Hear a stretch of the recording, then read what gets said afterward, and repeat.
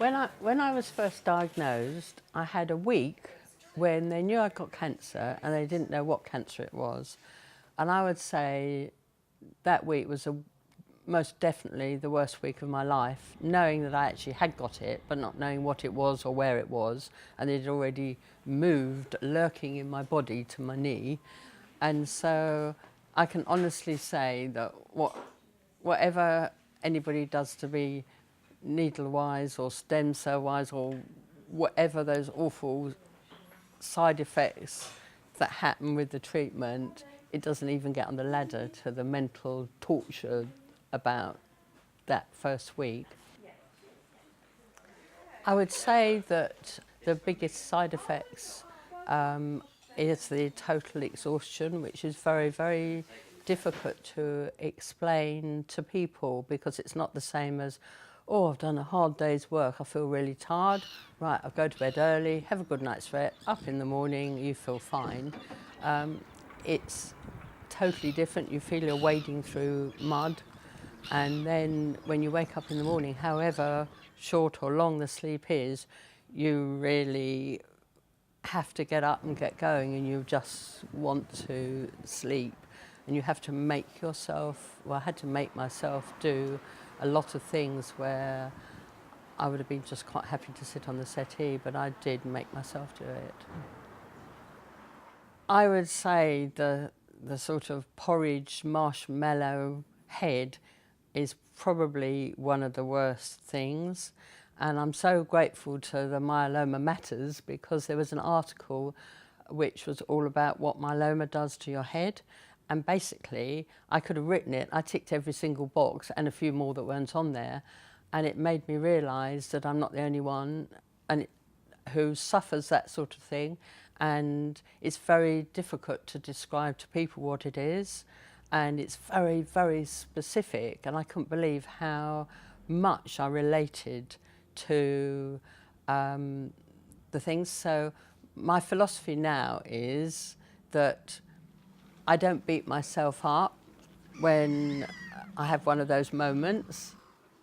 I don't think anybody can fully understand, and I quite understand that they don't comprehend what it's like, because it's all encapsulating. I mean, it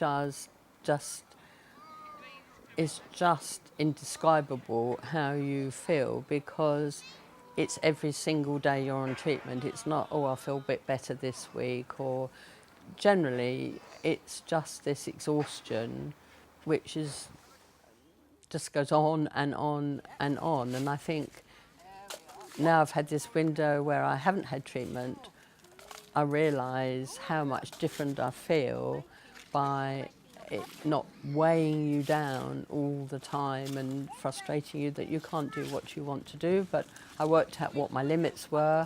I'm very philosophical about the things I couldn't do, but I did cling on to the things that I really, really were passionate about doing.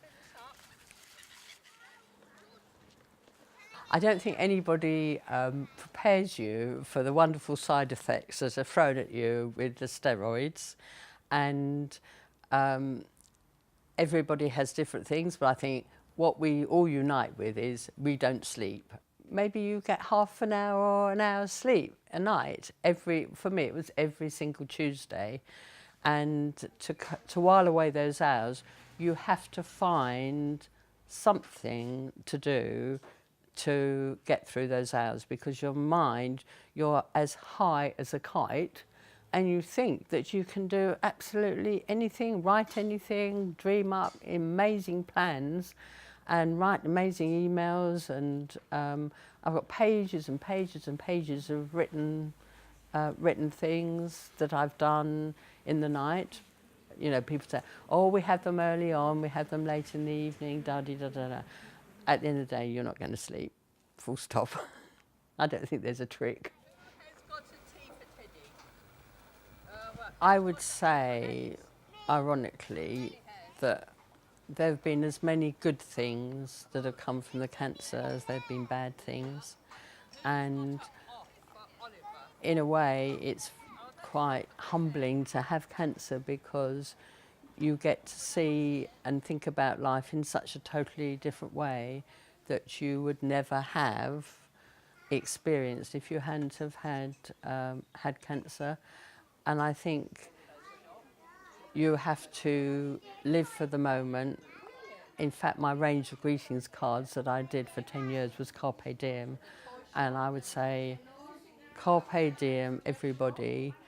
Don't think about the future or what you're not going to have, or just think of the life you've had and be grateful for every single day and make the most of every single moment, and shut that blooming door on cancer and get on with your life, and don't waste a moment by worrying about what might happen, because we don't know.